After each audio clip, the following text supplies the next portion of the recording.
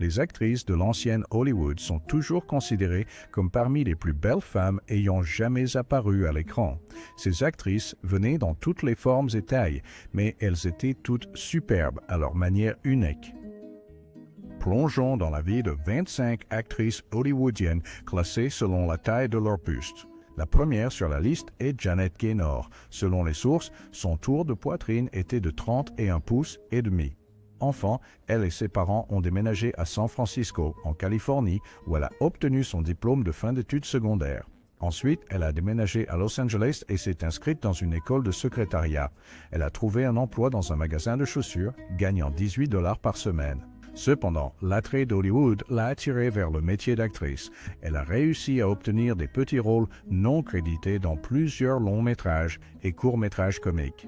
Ses performances dans ces films, ainsi que son rôle dans Street Angel, l'ont amenée à recevoir le tout premier Oscar de la meilleure actrice. Remarquablement, c'était la seule fois où une actrice remportait un Oscar pour plusieurs rôles. Lorsque les films parlants ont remplacé les films muets, Janet a réussi la transition grâce à son talent exceptionnel d'actrice et sa voix charmante.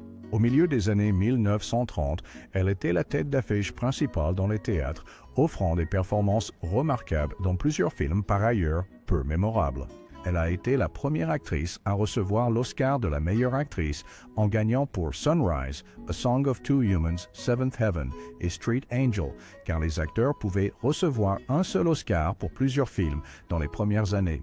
Ensuite, il y a Vivien Leigh avec un tour de poitrine de 32 pouces. Elle s'est stylisée en tant que Lady Olivier, une actrice britannique réputée pour son talent et sa beauté.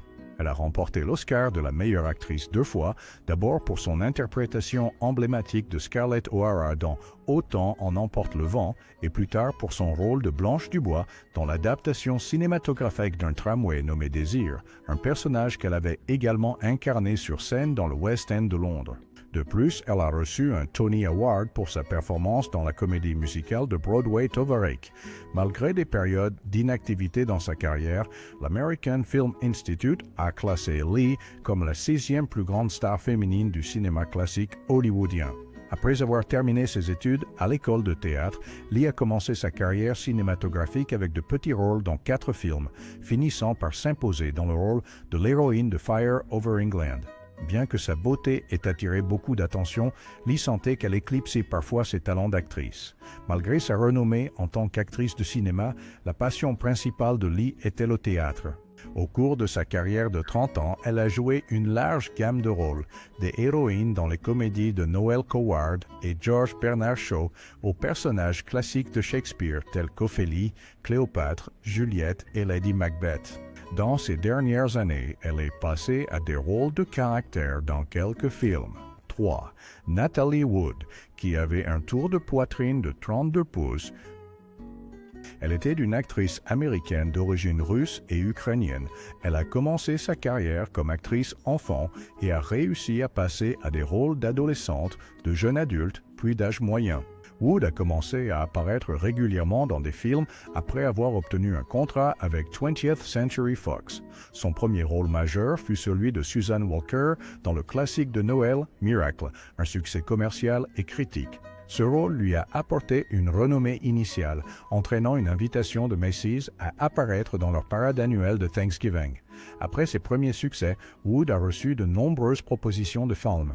Elle est souvent apparue dans des films familiaux, jouant la fille de stars comme Fred MacMurray, Margaret Sullivan, James Stewart, Joan Blondell et Bette Davis.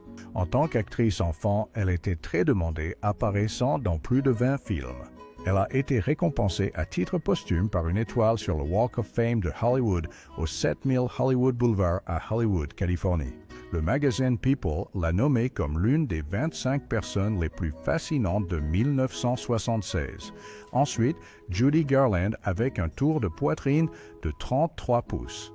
Elle était l'une des plus brillantes et tragiques stars de cinéma de l'âge d'or d'Hollywood, captivant le public avec sa chaleur, son esprit et sa voix riche et exubérante dans une série de comédies musicales délicieuses. Avant son ascension vers la célébrité, ses débuts au cinéma dans Harmony Parade, où elle jouait une adolescente campagnarde, laissèrent sa carrière dans l'incertitude. Cependant, sa version de You Made Me Love You a attiré l'attention de MGM, qui a commencé à développer diverses comédies musicales pour mettre en valeur ses talents. Les exigences de sa carrière ont eu un impact sur elle en tant que jeune adolescente. Les médecins du studio lui ont prescrit de nombreux médicaments pour combattre sa fatigue. De plus, elle a souffert de fluctuations de poids et on lui a donné des amphétamines pour obtenir une silhouette élancée, ce qui a mené à une lutte à vie contre la dépendance aux drogues. La carrière de Garland a explosé avec son rôle dans Le Magicien d'Oz, où elle jouait Dorothy, une orpheline du Kansas transportée dans le pays magique d'Oz. Sa performance poignante et son interprétation mémorable de Over the Rainbow lui ont valu un Oscar spécial pour la meilleure performance par un jeune acteur. L'héritage de Garland perdure, premier magazine l'ayant élu 22e plus grande star de cinéma de tous les temps et Entertainment Weekly la nommant 23e RT plus grande star de cinéma de tous les temps. Elle a également été classée 8e actrice sur la liste des 50 plus grandes légendes du cinéma de l'EFI. La prochaine est nulle autre que Clara Bow. Selon des sources, sa poitrine mesurait 32 pouces. Clara Gordon Bow, destinée à devenir la It Girl, est née le 29 juillet 1905 à Brooklyn, New York, et a grandi dans un environnement de pauvreté et de violence. Son père, souvent absent et brutal, ne subvenait pas aux besoins de la famille. Et sa mère schizophrène a une fois tenté de trancher la gorge de Clara lorsqu'elle a exprimé son désir de devenir actrice. Malgré ces difficultés, Clara a gagné un concours de beauté photographique qui a lancé sa carrière cinématographique, comprenant finalement 58 films. Son rôle décisif est venu avec le film Asterisk It Asterisk, où elle a joué le rôle d'une vendeuse invitée par le propriétaire du magasin. Le film muet capture son excitation alors qu'elle se prépare pour le rendez-vous avec l'aide de son ami. Dans une scène mémorable, elle utilise des ciseaux pour modifier sa robe afin de paraître plus sexy. Clara Bow incarnait l'esprit rebelle de la jeunesse. Elle interprétait un personnage qui suggérait que le sexe signifiait passer un bon moment. Cependant, le film montrait également qu'elle maintenait ses limites, comme en témoigne le moment où elle gifle son patron lorsqu'il essaie de l'embrasser pour lui dire bonne nuit. Au sommet de sa gloire, Bow recevait plus de 45 000 lettres de fans par mois. Malgré son immense popularité, elle était probablement l'étoile la plus surmenée et sous-payée de l'industrie. Mais avec l'arrivée du son et des films, sa popularité a commencé à décliner. Numéro 6 sur la liste est Constance Bennett, qui avait un tour de poitrine de 33 pouces. Indépendante et franche, Constance Bennett a été la première des sœurs Bennett à entrer dans l'industrie cinématographique. Elle a commencé sa carrière dans des films muets produits à New York et une rencontre fortuite avec Samuel Goldwyn a conduit à ses débuts à Hollywood dans Cytherea. Elle a mis sa carrière montante en pause pour épouser Philip Plaint, mais après leur divorce, elle est passée au film parlant et a atteint la célébrité.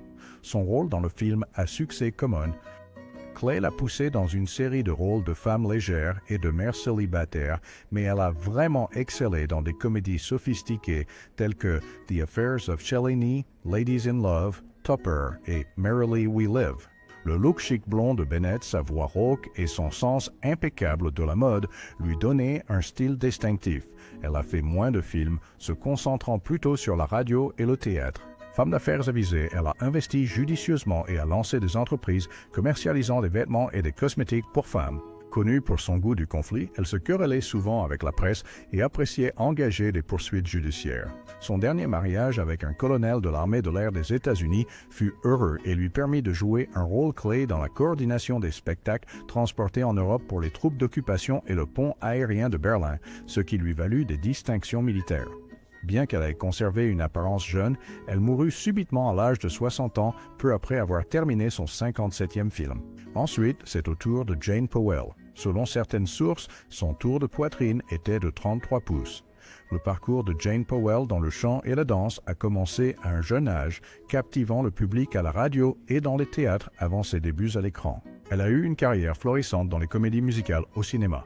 Cependant, la carrière cinématographique de Powell était arrivée à son terme, car elle avait dépassé son personnage de jeune fille innocente d'à côté. Malgré cela, elle revenait occasionnellement à la comédie, apparaissant à la télévision dans des publicités et même en jouant dans une vidéo d'exercice. En passant à la scène, Powell a embrassé une variété de rôles après avoir quitté le grand écran. Elle a décoré des productions musicales telles que South Pacific, The Sound of Music, Oklahoma, My Fair Lady et Carousel. De plus, elle a présenté un spectacle solo intitulé The Girl Next Door and How She Grew, qui a inspiré le titre de son autobiographie de 1988. En reconnaissance de ses contributions à l'industrie du divertissement, Powell a été honoré d'une étoile sur le Walk of Fame d'Hollywood au 6818 Hollywood Boulevard à Hollywood, Californie.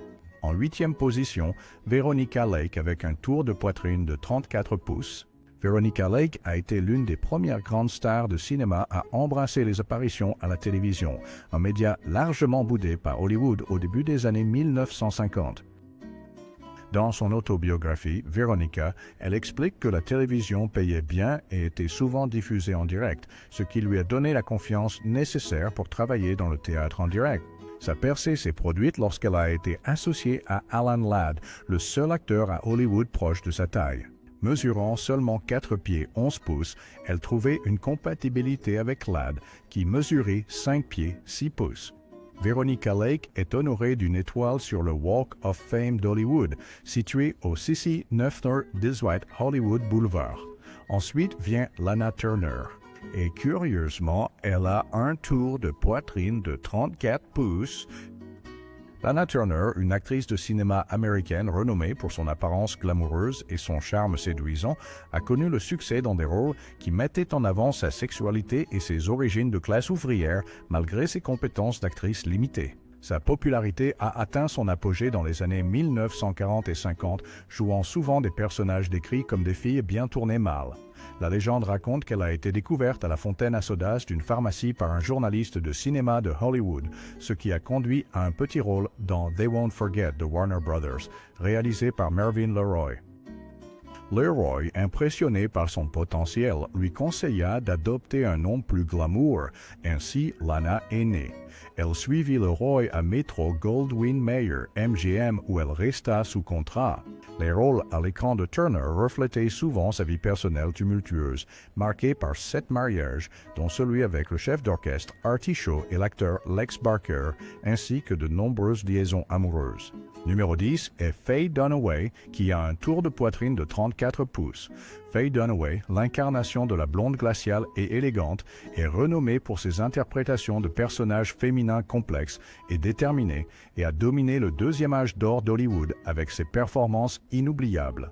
Malgré le partage de l'écran avec certaines des plus grandes stars de l'époque, Dunaway s'est révélée plus que capable de tenir tête à ses partenaires. La percée de Dunaway est survenue avec son incarnation de la voleuse de banque de l'ère de la Grande Dépression, Bonnie Parker, dans le film controversé d'Arthur Penn, Bonnie and Clyde. Gagnant sa grande admiration, des nominations aux Oscars et aux Golden Globes et une reconnaissance instantanée en tant que l'une des principales actrices d'Hollywood. En 1995, Dunaway a écrit ses mémoires « Looking for Gatsby », une réflexion sur sa carrière captivante entrelacée avec des rencontres personnelles intrigantes. Malgré une pause dans sa carrière d'actrice, elle est revenue sous les projecteurs lors d'un moment mémorable aux Academy Awards de 2017, ravivant sa passion pour le jeu et reprenant sa carrière avec une vigueur renouvelée à l'âge de 70 ans. Ces dernières années ont vu le retour de Dunaway avec des apparitions remarquables dans des films comme The Bye Bye Man, The Case for Christ et Inconceivable. De plus, elle est la tête d'affiche de la campagne publicitaire Gucci de l'été 2018 et un spectacle à Broadway solidifiant son statut d'icône durable du grand écran. Ensuite vient Ingrid Bergman. Des sources affirment que son tour de poitrine était de 34 pouces. Ingrid Bergman est l'une des plus grandes actrices de l'âge d'or vénéré d'Hollywood. Sa beauté naturelle et discrète, associée à son immense talent d'actrice, lui a assuré une place parmi les figures les plus célébrées de l'histoire du cinéma américain. Bergman détient également la distinction d'être l'une des actrices les plus récompensées par les Oscars, partageant cet honneur avec Meryl Streep et Frances McDormand, seule Katharine Hepburn la devançant. Le parcours vers la célébrité de la femme qui allait dominer les écrans hollywoodiens dans les années 1940 a commencé après qu'elle eut terminé son éducation formelle. Malgré des débuts modestes avec un rôle non crédité dans le film suédois Landskamp à l'âge de 17 ans, Bergman était destinée à la grandeur. Orpheline à un jeune âge, elle a poursuivi ses rêves d'actrice avec le soutien de son oncle qui a reconnu sa passion. Bien qu'elle se soit initialement inscrite à l'École royale d'art dramatique de Stockholm, elle a rapidement réalisé que sa vocation se trouvait ailleurs, l'amenant dans le monde du cinéma. La beauté inégalée de Bergman et son talent exceptionnel pour le jeu d'acteur ont captivé les spectateurs et les professionnels de l'industrie. Hollywood a rapidement compris qu'ils avaient un talent polyvalent parmi eux.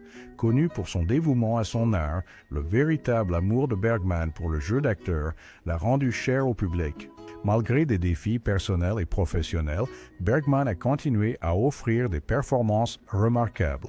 Son retour à Hollywood dans le rôle-titre dans Anastasia lui a valu un deuxième Oscar, démontrant son talent durable. Tout au long de sa carrière, elle est passée sans effort entre le cinéma européen et américain, livrant constamment des productions de qualité. Sa dernière prestation sur grand écran dans Sonate d'automne lui a valu une nouvelle nomination aux Oscars, scellant ainsi son héritage comme l'une des plus grandes du cinéma.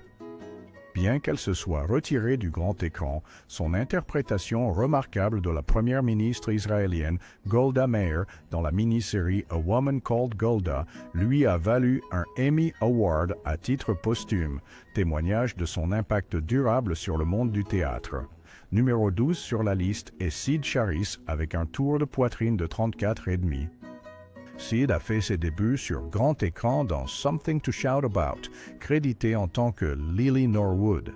La même année, elle a montré ses talents de danseuse russe dans Mission to Moscow, réalisé par Michael Curtiz. Sa carrière a décollé lorsqu'elle a dansé aux côtés de Fred Astaire dans Ziegfeld Folly, ce qui lui a valu un rôle non crédité qui lui a assuré un contrat de 7 ans avec MGM. Au cours des années suivantes, elle a illuminé l'écran dans de nombreux films musicaux, mais ce sont ses performances inoubliables dans Chantons sous la pluie aux côtés de Gene Kelly et Tous en scène qui l'ont propulsée vers la célébrité. À l'approche des années 1960, l'ère des comédies musicales a décliné, et sa carrière cinématographique également. Néanmoins, elle a continué à divertir le public à travers des apparitions télévisées et des revues de cabaret, souvent en se produisant aux côtés de son deuxième mari, le chanteur Tony Martin. En reconnaissance de ses contributions à la danse, elle a été honorée par la Médaille nationale des arts des États-Unis en 2006 par le National Endowment for the Arts à Washington, D.C. De plus, elle a reçu une étoile sur le Hollywood Walk of Fame, situé au 1601 Vine Street. Suivante est Anne Margaret avec un tour de poitrine de 35 pouces. L'actrice et chanteuse Anne Margaret est l'un des symboles sexuels et actrices les plus célèbres des années 60 et au-delà. Elle a poursuivi sa carrière à travers les décennies suivantes et jusqu'au 21e siècle. Anne Margaret a été découverte par George Burns et peu après a obtenu à la fois un contrat d'enregistrement chez RCA et un contrat de film chez 20th Century Fox. Son single I Just Don't Understand est entré dans le top 20 du classement Billboard Hot 100 et ses débuts d'actrice ont eu lieu la même année dans le rôle de la fille de Bette Davis dans Pocketful of Miracles de Frank Capra. Elle a finalement surmonté son image avec son rôle nominé aux Oscars dans Carnal Knowledge de Mike Nichols et a réussi à changer son image de sex symbol à celle d'une actrice respectée. Un accident presque fatal lors d'un spectacle à Lake Tahoe n'a arrêté sa carrière que momentanément. Elle a de nouveau été nominée aux Oscars pour Tommy, le film rock-opéra du groupe de rock britannique The Who. Sa carrière s'est poursuivie avec des films à succès tout au long de la fin des années 1970 et dans les années 1980. Anne a été choisie par le magazine Ampere comme l'une des 100 stars les plus sexy de l'histoire du cinéma en tant que numéro 10. Elle est l'une des 5 actrices suédoises à avoir été nommée pour un Oscar. Jusqu'au numéro 14 se trouve Hedy Lamarr. Selon des sources, elle avait un tour de poitrine de 35 pouces et demi. Hedy Lamarr, la femme que de nombreux critiques et fans considèrent comme la plus belle à être apparue au cinéma, est née Hedwig Eva Maria Kissler à Vienne, en Autriche. Hedwig a eu une enfance calme, mais c'est le cinéma qui l'a fascinée. Dès l'adolescence, elle a décidé de quitter l'école et de chercher la gloire en tant qu'actrice, et elle a été élève du metteur en scène de théâtre Max Reinhardt à Berlin. Son premier rôle était une apparition dans le film allemand Geld auf der Straße, alias Money on the Street. Elle était assez attirante et talentueuse pour participer à 3 autres productions allemandes, mais c'est son 5e film qui la propulserait vers la renommée mondiale. Elle fut remarquée par le magnate de MGM, Louis B. Mayer, qui lui fit signer un contrat. Cependant, il a insisté pour qu'elle change de nom et fasse de bons films sains. Après la Seconde Guerre mondiale, sa carrière a commencé à décliner et MGM a décidé qu'il serait dans l'intérêt de toutes les parties de ne pas renouveler son contrat. Etty a reçu un prix de la Fondation Frontières électroniques en 1997 pour son travail pionnier dans la technologie à spectre étalé. Le premier jour des inventeurs en Allemagne a été organisé en son honneur le jour de ce qui aurait été son 92e anniversaire. Elle a reçu une étoile sur le Walk of Fame d'Hollywood au 6247 Hollywood Boulevard. Ensuite, Myrna Loy avec un tour de poitrine de 35,5 pouces. Myrna Williams a commencé à l'âge de 15 ans lorsqu'elle est apparue dans des productions théâtrales locales afin d'aider à subvenir aux besoins de sa famille. Certaines pièces de théâtre étaient présentées dans le désormais célèbre Grauman's Theatre à Hollywood. Elle était l'une des rares stars à débuter dans les films muets et à réussir la transition vers l'ère du parlant. Dans les films muets, Myrna apparaîtrait comme une femme fatale exotique. Plus tard, à l'ère du cinéma parlant, elle deviendrait un personnage raffiné et sain. Incapable de décrocher un contrat avec MGM, elle continua de jouer de petits rôles, rien que l'on puisse vraiment appeler du théâtre. Myrna est apparue dans le film des Warner Brothers intitulé Satan in Sables, qui enfin lui a valu un contrat. Myrna est apparue dans 2 films lauréats de l'Oscar du meilleur film, Le Grand Ziegfeld et Les plus belles années de notre vie. Elle a également reçu un Oscar d'honneur la même année que Sophia Loren. Numéro 16 sur la liste est Rita Hayworth, avec un tour de poitrine de 36 pouces. Rita Hayworth a rejoint sa famille sur scène quand elle avait 8 ans, lorsque sa famille a été filmée dans un film appelé La Fiesta. C'était sa première apparition dans un film, bien que non créditée. Repérée par le chef du studio Fox, Winfield R. Sheehan, elle a signé son premier contrat de studio et fait ses débuts au cinéma à l'âge de 16 ans dans Dante's Inferno, suivi de Cruz Diablo. Rita elle-même a dit « Les hommes tombaient amoureux de Gilda, mais ils se réveillent avec moi ». En personne, Rita était timide, silencieuse et modeste. Ce n'est que lorsque les caméras tournaient qu'elle allumait le charisme sexuel explosif qui, dans Gilda, l'a rendue superstar. Sa carrière n'a vraiment plus jamais été la même après Gilda. Après quelques films plutôt oubliables dans les années 1960, sa carrière était essentiellement terminée. Son dernier film était The Wrath of God. Peut-être que Gene Ringgold l'a le mieux exprimé lorsqu'il a remarqué. Peut-être avait-il raison, mais les fans de Hayworth ne seraient pas du tout d'accord avec lui. Ensuite, nous avons Ava Gardner avec un tour de poitrine de 36 pouces,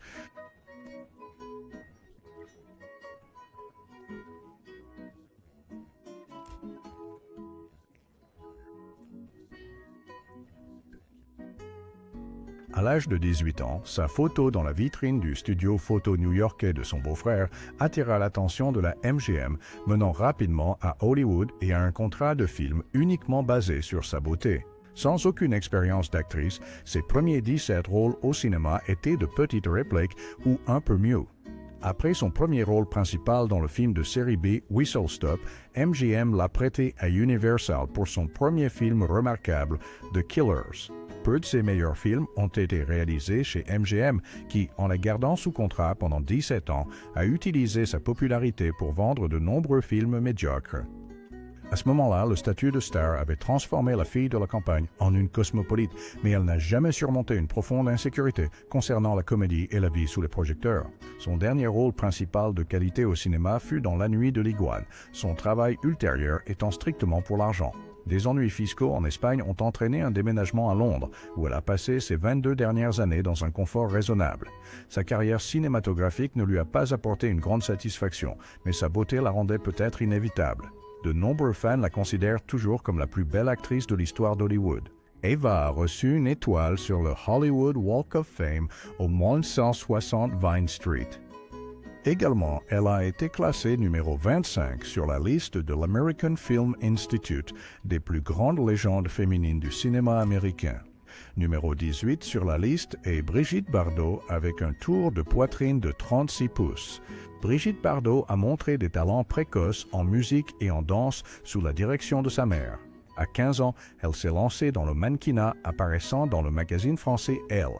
Ayant atteint le succès dans le cinéma français, Bardot a fait ses débuts américains dans Actes d'amour avec Kirk Douglas.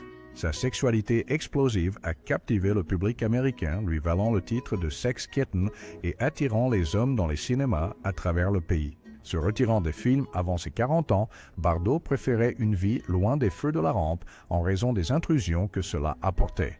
Bien qu'ayant refusé la Légion d'honneur française, elle figurait parmi les meilleures stars de cinéma dans la liste du magazine Empire et parmi les 100 femmes les plus sexy de tous les temps du Men's Health. Ensuite, c'est nulle autre actrice que Marilyn Monroe.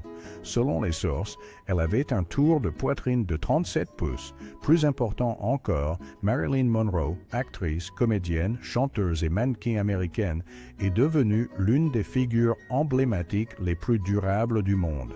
Souvent rappelée pour son incarnation du symbole sexuel hollywoodien, elle a également affronté des luttes personnelles et professionnelles tragiques. Sa vie et sa mort sont restés des sujets de controverse et de spéculation.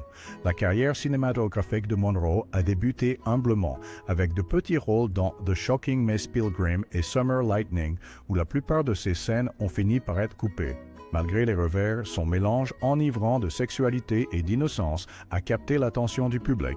Elle a fait une impression remarquable dans « Ne vous retournez pas et chérie, je me sens rajeunir », faisant ses débuts avec son look signature de blonde platine.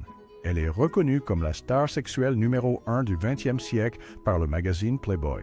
Monroe a également décroché la 6e place sur la liste des 50 plus grandes légendes du cinéma de l'American Film Institute. Numéro 20 sur la liste est Raquel Welch avec un tour de poitrine de 37 pouces. Raquel Welch a fait irruption sur la scène dans les années 1960, captivant le public avec son émergence iconique de la mer dans 1 million d'années avant Jésus-Christ, vêtue d'un bikini préhistorique mémorable. Son interprétation sensuelle a rapidement fait d'elle un symbole sexuel international et a engendré le poster pin-up le plus vendu de l'époque. Avant sa renommée cinématographique, Welch a étudié les arts du théâtre au San Diego State College, où elle a épousé son amour de jeunesse. Ils ont eu 2 enfants, dont l'actrice Tanny Welch, connue pour son rôle dans Cocoon. Malgré ses premiers succès, Welch a rencontré des revers, y compris un licenciement controversé de Cannery Row, menant à une bataille juridique avec MGM. Bien qu'elle ait remporté un règlement important, sa réputation en a souffert, ce qui a entravé sa carrière cinématographique. Ensuite sur la liste, Olivia de Havilland avec un tour de poitrine de 37 pouces. Le parcours d'actrice d'Olivia a commencé au Mills College à Oakland, où elle a attiré l'attention de Max Reinhardt lors d'une pièce de théâtre scolaire. Impressionné, Reinhardt l'a choisi pour les versions scéniques et cinématographiques de Le Songe d'une nuit d'été.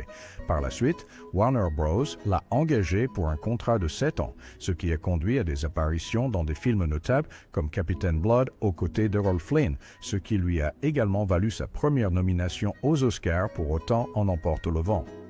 Malgré un succès initial, Olivia a rencontré des problèmes de stéréotypage chez Warner Bros., ce qui a conduit à une suspension.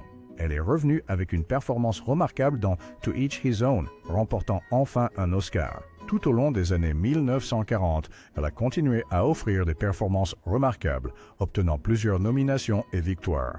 La carrière illustre d'Olivia s'est étendue à Broadway et à la télévision avec sa dernière apparition à l'écran. Elle a été honorée par Turner Classic Movies pour son 100e anniversaire et reste l'une des actrices les plus célèbres de l'histoire d'Hollywood. Numéro 22 sur la liste est Esther Williams avec une taille de poitrine de 38 pouces. Les années d'adolescence d'Esther Jane Williams furent marquées par son talent en natation, lui valant 3 championnats nationaux des États-Unis. C'est à cette époque qu'un découvreur de talent de MGM l'a remarqué alors qu'elle travaillait dans un grand magasin de Los Angeles, menant à ses débuts au cinéma dans un film intitulé La double vie d'Andy Hardy. Alors que l'ère des comédies musicales MGM Aqua a décliné, Esther s'est aventurée dans des rôles dramatiques, mettant en valeur sa nouvelle confiance dans des films tels que The Unguarded Moment aux côtés de George Nader et John Saxon et The Big Show avec Cliff Robertson et Robert Vaughn. Malgré ses efforts, les capacités d'actrice d'Esther étaient considérées comme limitées et elle peinait à se détacher de son image de star musicale. Elle a finalement pris sa retraite de l'industrie cinématographique dans les années 1960, faisant plus tard une apparition en tant qu'invitée vedette dans That's Entertainment 3, où elle a discuté de ses rôles dans les films de MGM. Aujourd'hui, Esther est chaleureusement rappelée pour ses contributions au divertissement, en particulier pour avoir apporté joie et évasion au public sur le grand écran.